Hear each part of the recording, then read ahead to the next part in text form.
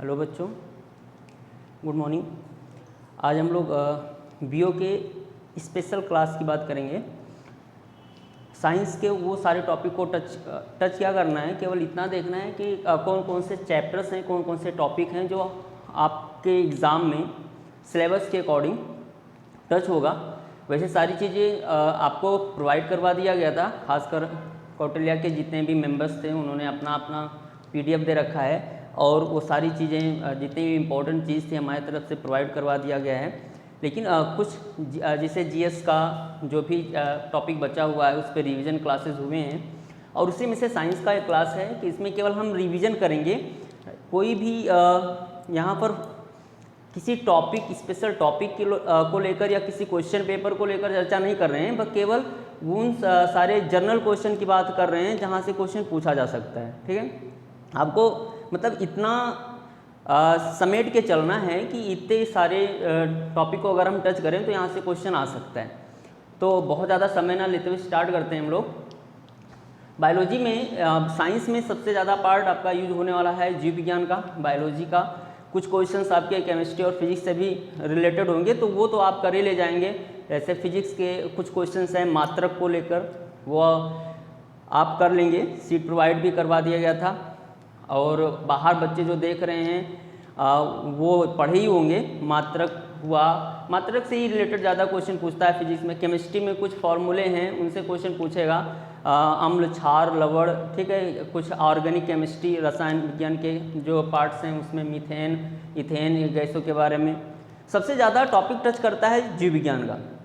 तो जीव विज्ञान में कौन कौन से ऐसे चैप्टर हैं जो आपके सिलेबस में है या UPSC के सिलेबस में है। UPSC का ही सिलेबस हम लोग मान के शुरू से पढ़ रहे हैं तो UPSC का ही सिलेबस लगभग 90% के चैप्टर्स को हम लोग कवर कर लेंगे बहुत जल्दी। तो बहुत फास्ट होने वाला है। थोड़ा सा अगर आपको ना समझ में आएगा तो पॉज करके या बार बार देख के आप क्वेश्चन को देख लीजिएगा कि कैसे हम लोग जो है अंडरस्टैंड करेंगे दूसरे को। तो स्टार्ट करते हैं। साइंस के कितने टॉपिक हैं और कौन कौन से टॉपिक से क्वेश्चंस आने वाले हैं। जैसे सबसे पहला कोशिका आता है।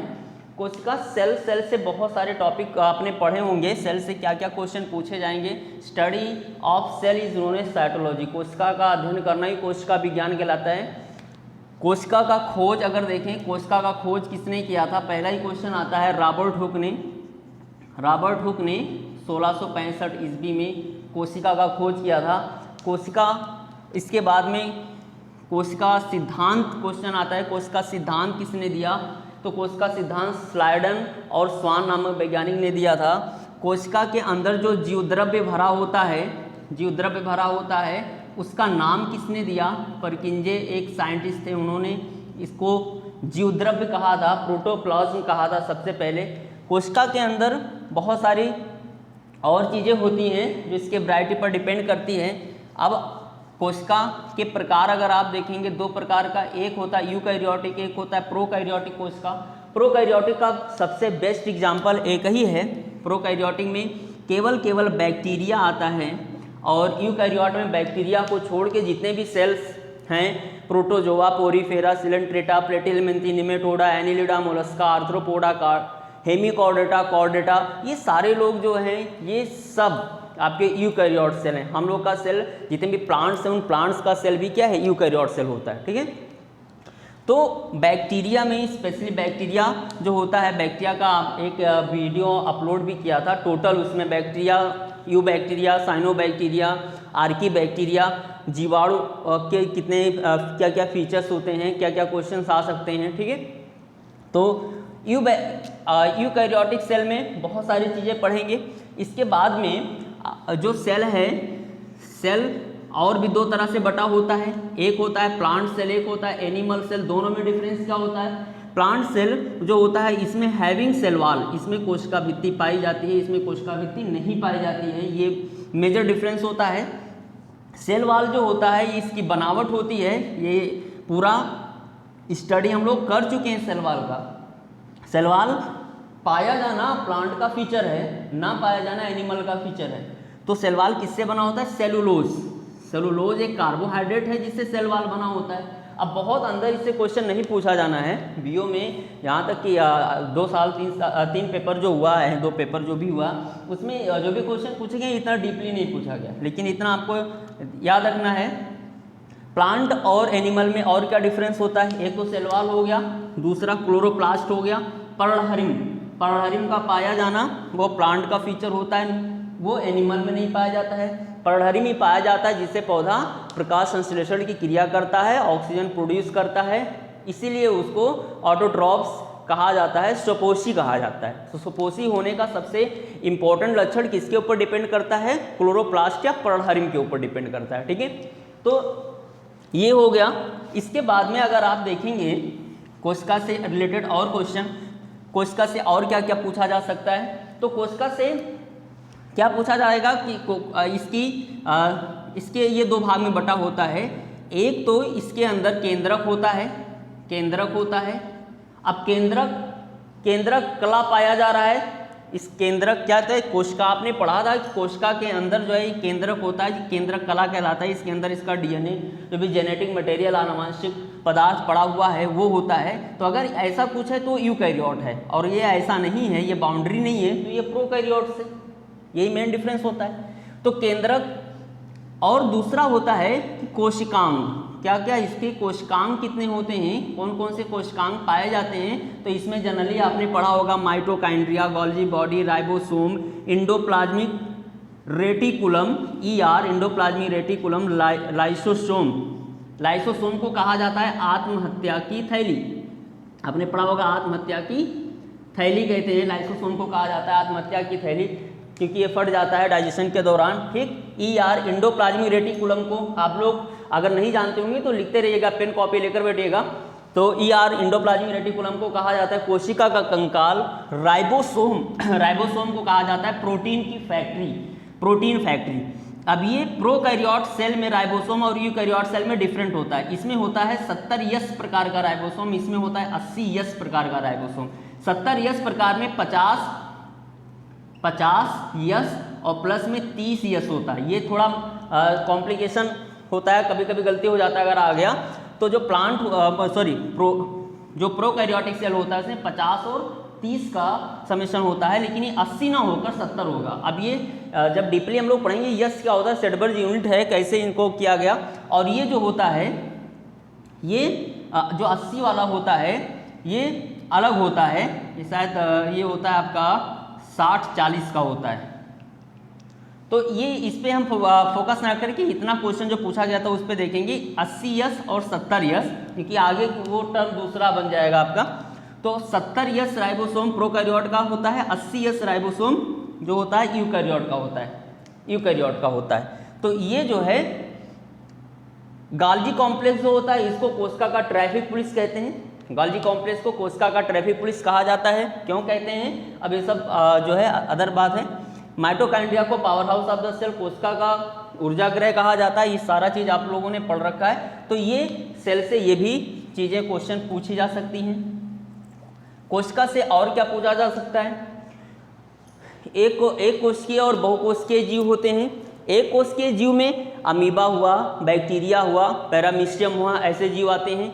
और बहुकोशिकीय जीव में जो है पोरीफेरा से लेके बहुत आगे जितने भी वर्गीकरण आपने पढ़े उसमें सारे जीव लगभग जो है आपके बहुकोशिकीय में आते हैं। ठीक है, तो ये कोशिका से टच करेगा, इससे भी ज़्यादा टच कर सकता है, और भी कहीं से आ सकता है। इंपॉर्टेंट साइंटिस्ट का नाम पूछ सकता है। माइटोकाइंड्रिया का खोज किसने किया, माइटोकाइंड्रिया गाल्जी कॉम्प्लेक्स का खोज किसने किया, इंडोप्लाज्मिक रेटिकुलम का खोज किसने किया। ठीक है, माइटोकाइंड्रिया को अर्धस्वैत कोशिकांग कहते हैं। बहुत इंपॉर्टेंट क्वेश्चन है, इसको हो सकता है दे दे।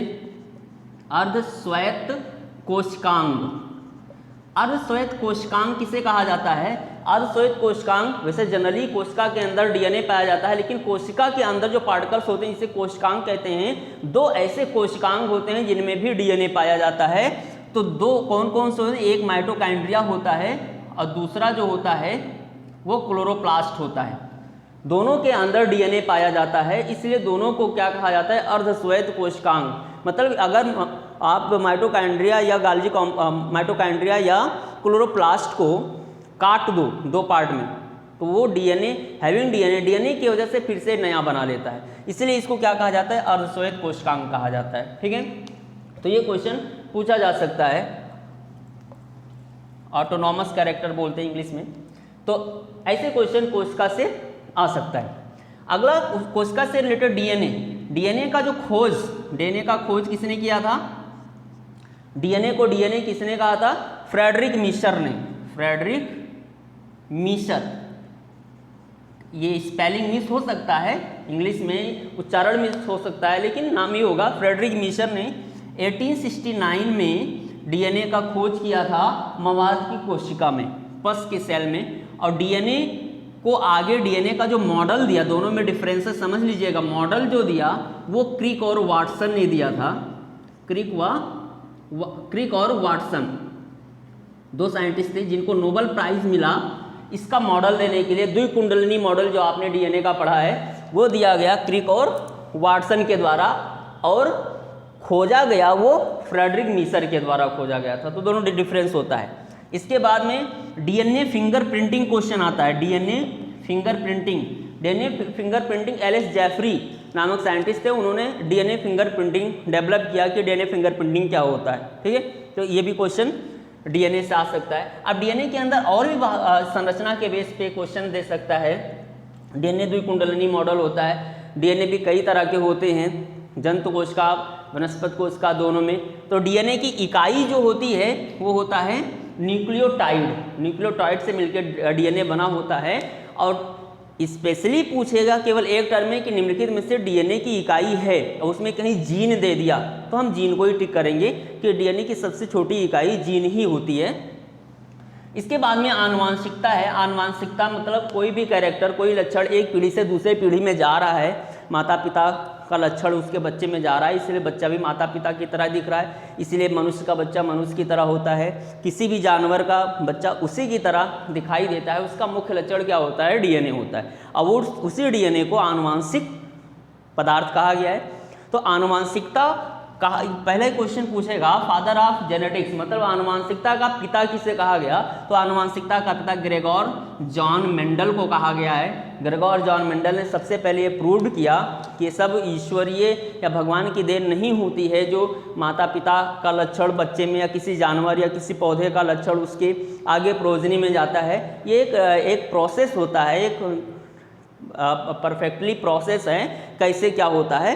तो उन्होंने अपना नियम दिया, प्रभाविता का नियम, स्वतंत्र अभिवन का नियम और पृथक्करण का नियम, ये सारे नियम दिया गया था किसके द्वारा, ग्रेगोर जॉन मेंडल। इसके बाद में आगे इसी में हम लोग गुणसूत्र पढ़ते हैं। गुणसूत्र क्या होता है, मनुष्य में गुणसूत्र की संख्या 46 होती है। इसमें 22 जोड़ा ऑटोसोम्स और एक जोड़ा जो होता है वो सेक्स क्रोमोसोम X और Y होता है। इसके आधार पे आप डाउन सिंड्रोम, टर्नर सिंड्रोम, ये सारे सिंड्रोम पढ़ते हैं। क्लेनेफिल्टर सिंड्रोम पढ़ते हैं कि डीएनए जो गुणसूत्र होता है उसकी संख्या ज़्यादा हो जाए, कम हो जाए, या गुणसूत्र में कहीं जो है कट जाए या एक्स्ट्रा पार्ट किसी गुणसूत्र का आकर जुड़ जाए, तो ऐसी चीज़ें हम लोग जो है गुणसूत्र में पढ़ते हैं। गुणसूत्र में मॉर्गन नाम साइंटिस्ट थे, उन्होंने सबसे पहले क्रॉसिंग ओवर के ऊपर काम किया।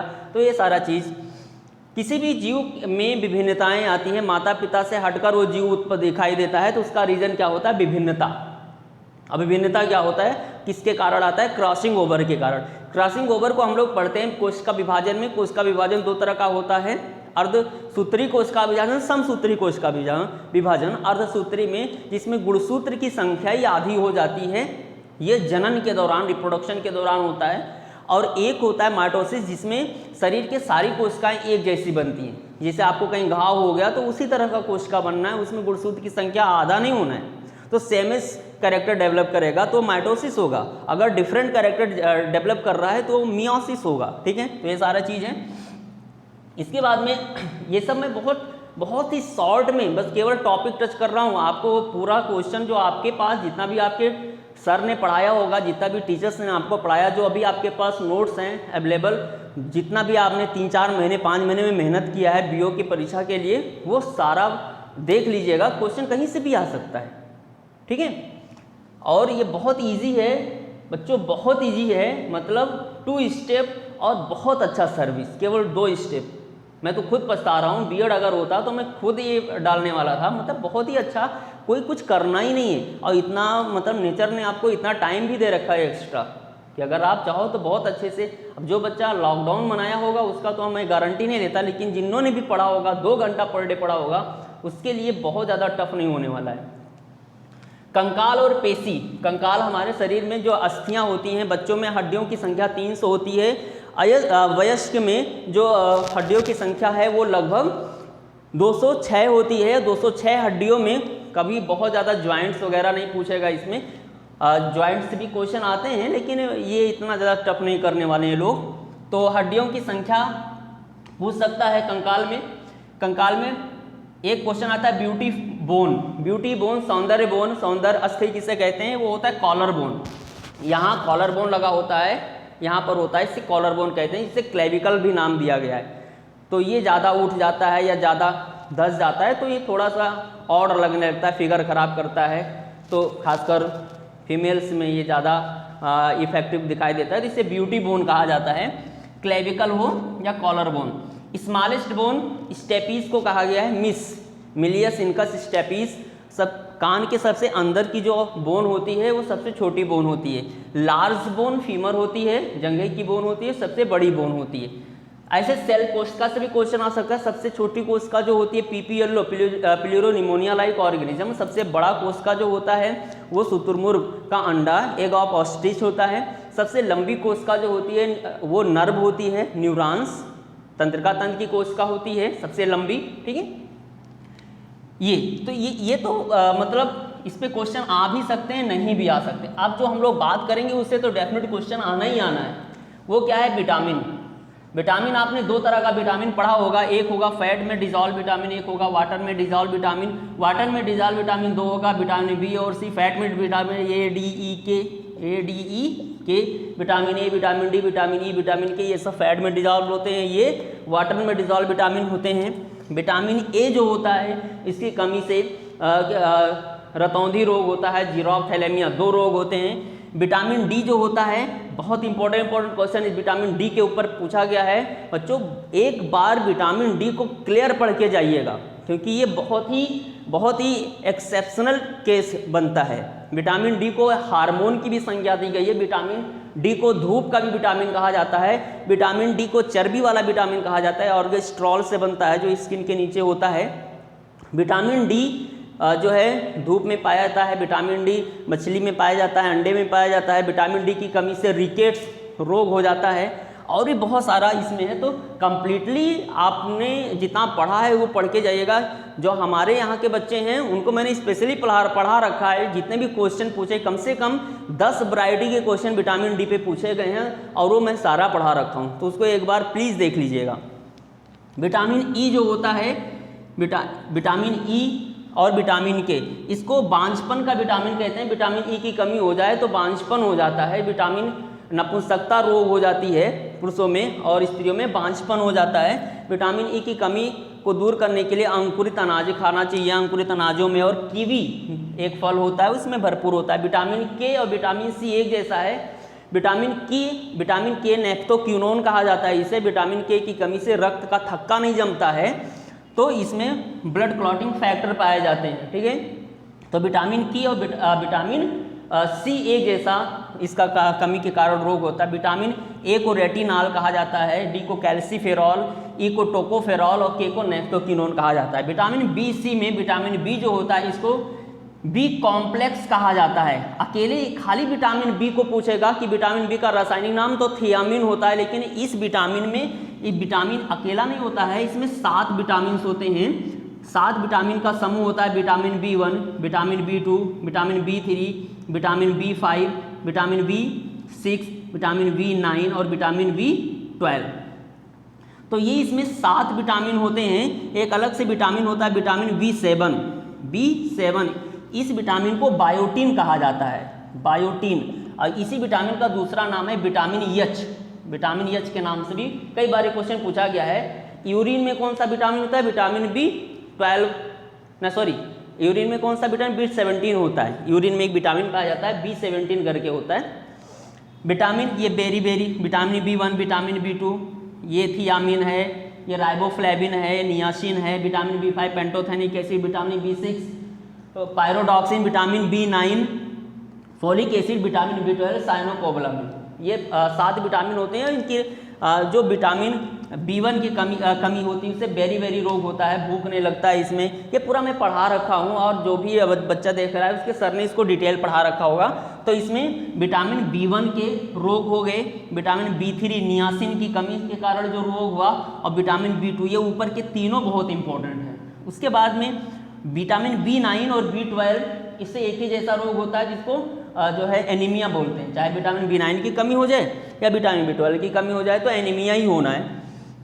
पायरोडॉक्सिन, विटामिन B6 की कमी से, ये क्वेश्चन यूपीएससी में पूछा गया था, विटामिन B6 की कमी से कौन सा रोग होता है। तो विटामिन B6 की कमी से जो होता है वो आदमी जो ड्रीमिंग होता है, सपना जो देखता है, स्वप्न देखता है, वो बहुत ही जल्दी भूल जाता है अगर विटामिन B6 की कमी हो। और अगर विटामिन B6 पर्याप्त मात्रा में है तो उसका याददाश्त, कुल मिला के याददाश्त को मजबूत करने वाला विटामिन होता है विटामिन B6। लेकिन उसमें क्वेश्चन स्वप्न को लेकर पूछा गया था कि कोई आदमी स्वप्न बहुत जल्दी भूल जाता है तो उसमें किस विटामिन की कमी है, तो विटामिन B6 होता है, को पायरोडॉक्सिन कहते हैं। विटामिन B6 की कमी हो जाती है तो वॉमिटिंग होने लगता है, उल्टियाँ आने लगती हैं।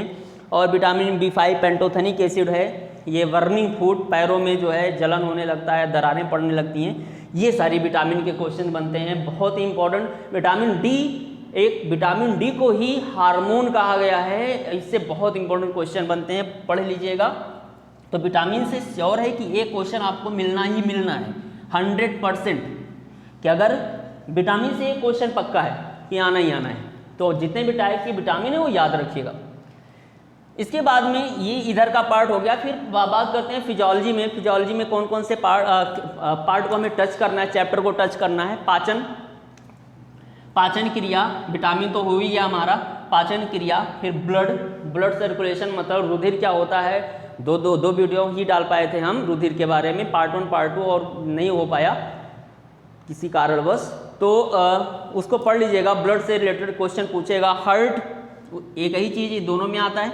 उत्सर्जन से कुछ क्वेश्चन पूछा जा सकता है, तंत्र से क्वेश्चन और जनन से क्वेश्चन। ये फिजियोलॉजी का पार्ट है, वो जो ह्यूमन फिजियोलॉजी से क्वेश्चन पूछेगा। जैसे पाचन क्रिया में बहुत ज़्यादा नहीं पढ़ना है। पाचन क्रिया में दांतों की संख्या, वयस्क में दांतों की संख्या, मैं बोलता जा रहा हूँ, आप लोग उसको ना याद होगा तो लिख लीजिएगा।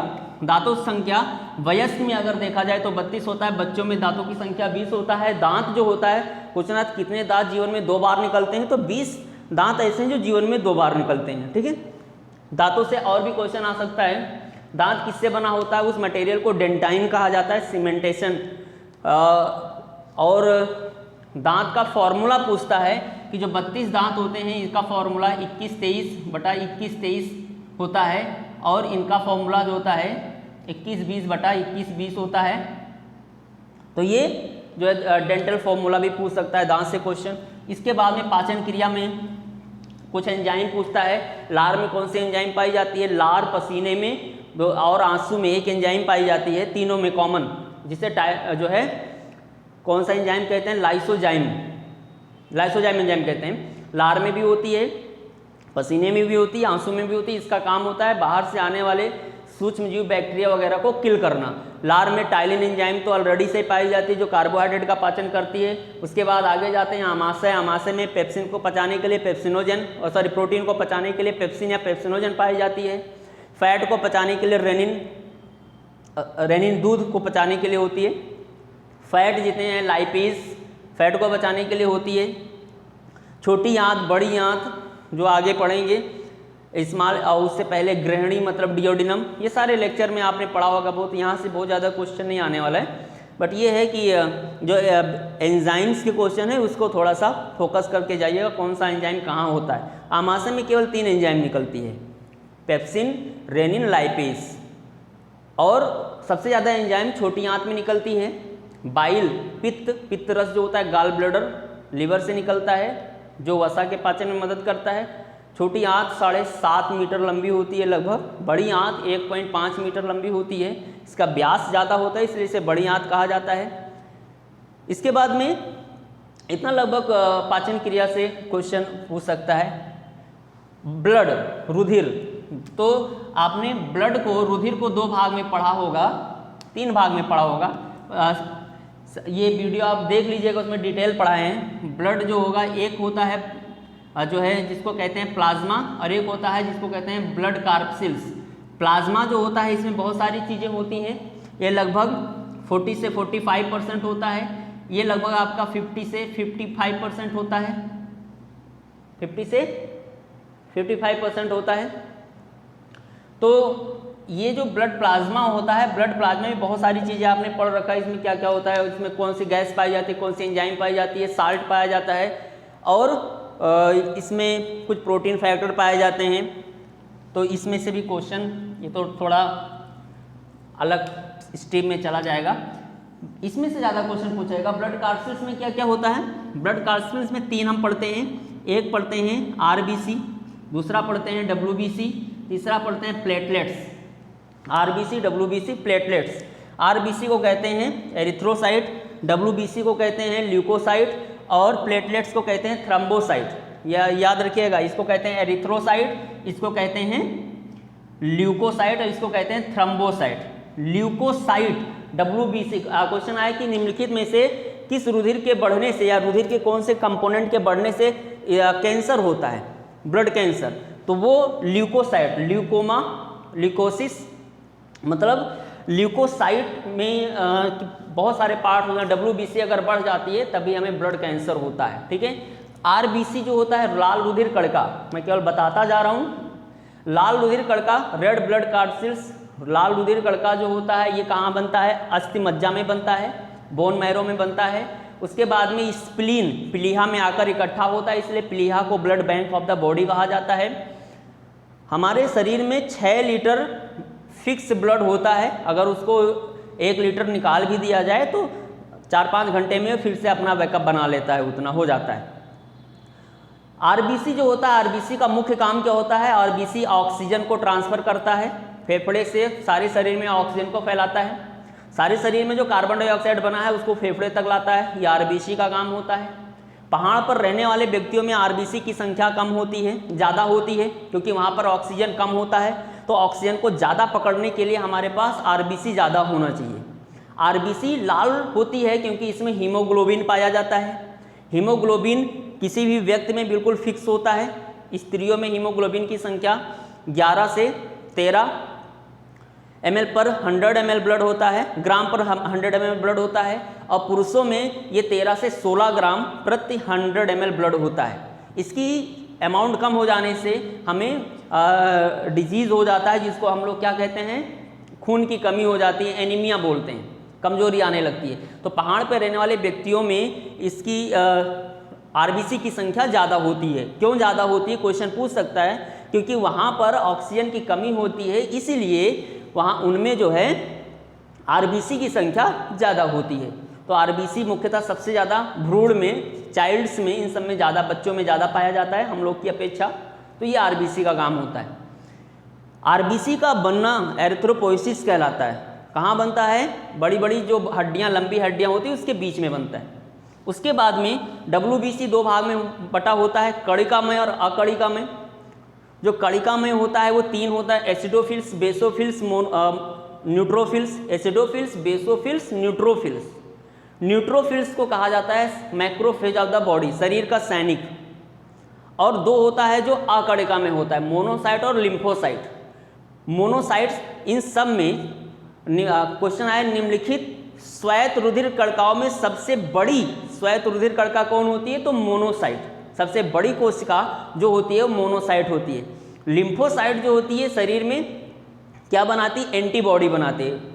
वही लिम्फोसाइट है, लिम्फोसाइट की वही कोशिका है जिसके ऊपर एचआईवी वाला वायरस आकर, मतलब एचआईवी का वायरस आकर अटैक करता है। लिम्फोसाइट ही वो कोशिका है जो हमारी इम्यूनिटी को बढ़ाती है। इस समय जो कोरोना चल रहा है, कोरोना कंडीशन में क्या है, जिसकी इम्यूनिटी बहुत ज़्यादा है उसका कुछ नहीं होने वाला है, वो नहीं इफेक्टिव होगा। और वो इम्यूनिटी को बढ़ाने के लिए लिम्फोसाइट होती है जो हमारे बॉडी में प्रोटीन्स, ऐसे क्या कहते हैं, एंटीबॉडीज़ बनाने लगती हैं, और बहुत सारे कैरियर प्रोटीन बनाती है जो हमारी इम्यूनिटी को बढ़ा रही है, ठीक है। तो ये कहाँ पाई जाती है? लिम्फोसाइट और मोनोसाइट अकणिकामय का उदाहरण है। तो 5 डब्ल्यूबीसी में 5 ब्लड पार्टिकल्स होते हैं।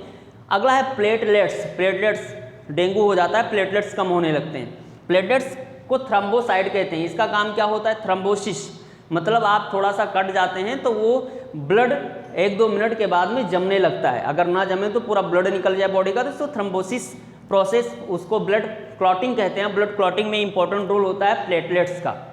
प्लेटलेट्स का काम होता है। इसमें बहुत सारे फैक्टर, 12 फैक्टर पाए जाते हैं। कैल्शियम आयन होता है इसमें, 2 प्रोटीन फाइब्रिनोजन और थ्रोम्बिन, 2 प्रोटीन होता है जो इसमें पाया जाता है। वो प्रोटीन मदद करता है रुधिर को जमने के लिए, तो ये पाया जाता है यहाँ पर। हिपैरिन, रुधिर में एक प्रोटीन पाई जाती है, इसे कहते हैं हिपैरिन प्रोटीन। और ये हिपैरिन प्रोटीन का काम क्या होता है? रुधिर को शरीर के अंदर रुधिर वाहिनियों में जमने से रोकता है। जैसे रुधिर शरीर से बाहर हो गया तो क्या होता है? जम जाता है। लेकिन जब तक वो रुधिर वाहिनियों के अंदर फ्लो कर रहा है, बह रहा है, तब तक नहीं जमता है। क्यों नहीं जमता है? क्योंकि हमारे रुधिर में हिपैरिन होता है। हिपैरिन कहाँ से निकलता है? लीवर से।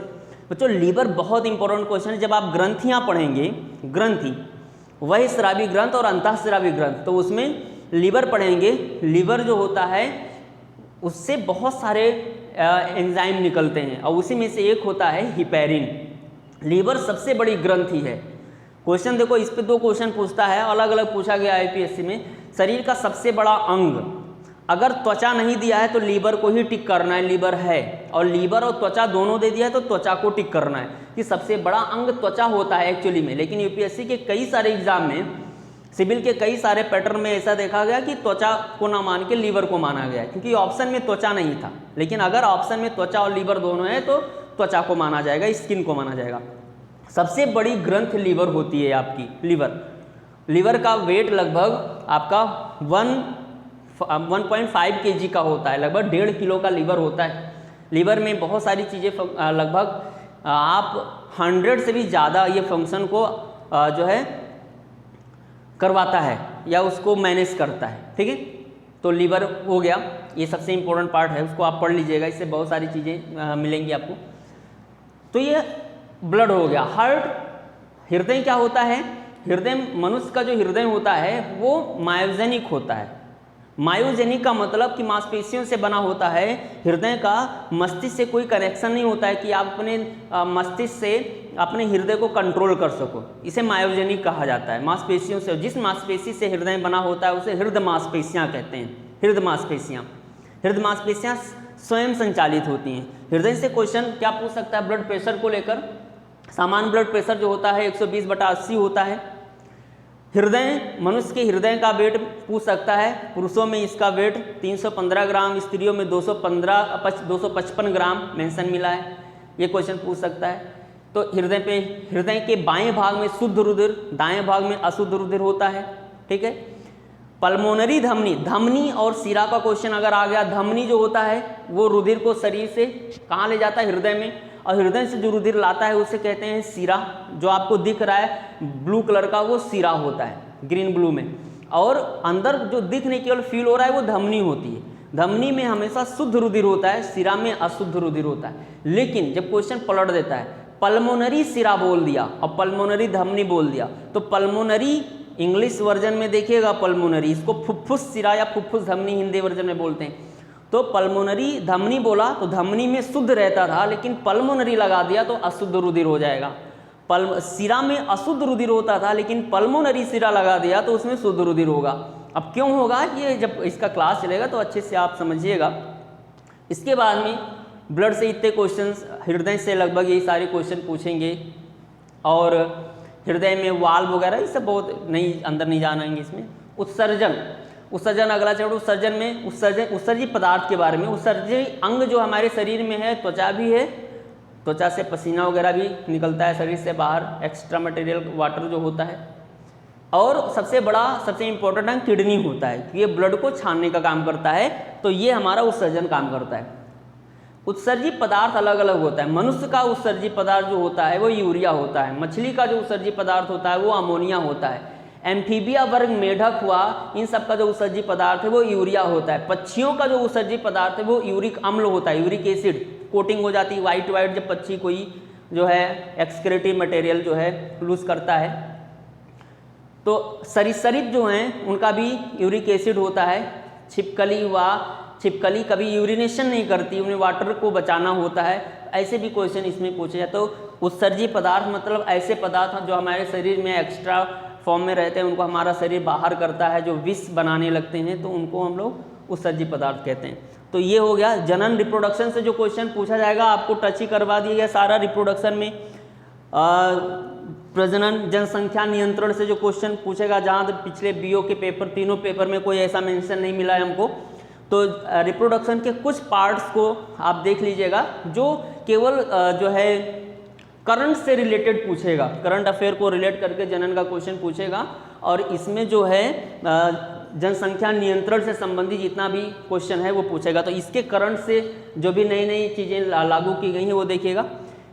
प्रकाश संश्लेषण में प्रोडक्ट पूछ लेता है। प्रकाश संश्लेषण का इंपॉर्टेंट प्रोडक्ट क्या होता है?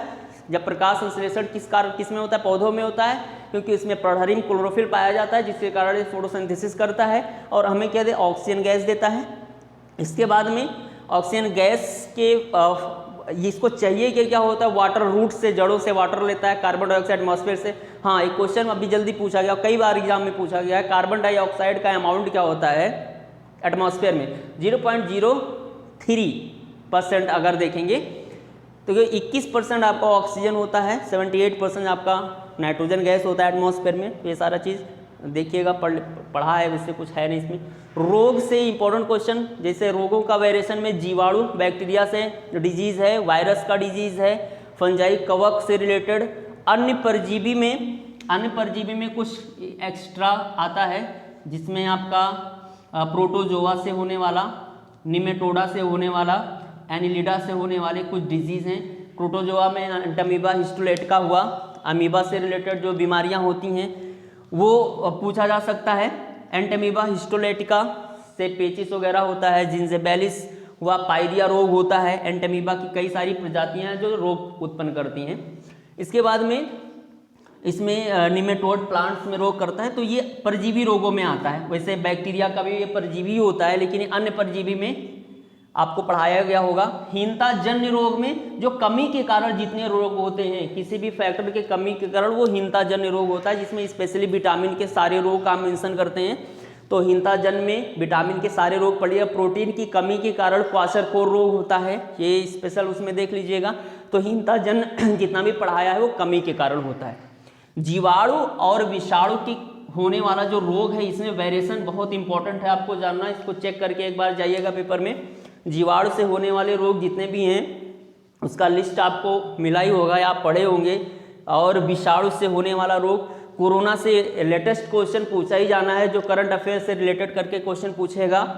कवक, जो भी खाज, खुजली या स्किन प्रॉब्लम वाली जितनी बीमारियां होती हैं, गंजापन क्वेश्चन आया था, गंजापन किसके कारण होता है? वो भी फंजाई कवक के कारण होता है।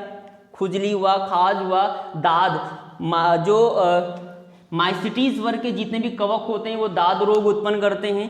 तो इसमें अंदर से नहीं पूछेगा क्लासिफिकेशन से, केवल दाद किससे होता है, खाज खुजली किससे होता है, वो कवक से। तो वेरिएशन आपको देखना है जीवाणु और विषाणु में, वायरस और बैक्टीरिया में क्या क्या, इसमें क्या क्या वेरिएशन है। जैसे डेंगू हो गया, डेंगू किसके कारण, डेंगू कैसा, वायरल है या बैक्टीरियल इन्फेक्शन है, ये देखना है। डेंगू का लक्षण पढ़ के जाइएगा। और जो है HIV रोग हुआ, यह आपका विषाणु के कारण होता है। मम्स हो गया, चेचक हो गया, चेचक में छोटी माता बड़ी माता दोनों कंडीशन में। कैंसर हो गया, HIV हो गया, ये सब आपका विषाणु। जीवाणु से होने वाला रोग, जैसे इसमें नॉर्मली TB हो गया, या हैंसन्स डिजीज कहा जाता है कुष्ठ रोग को।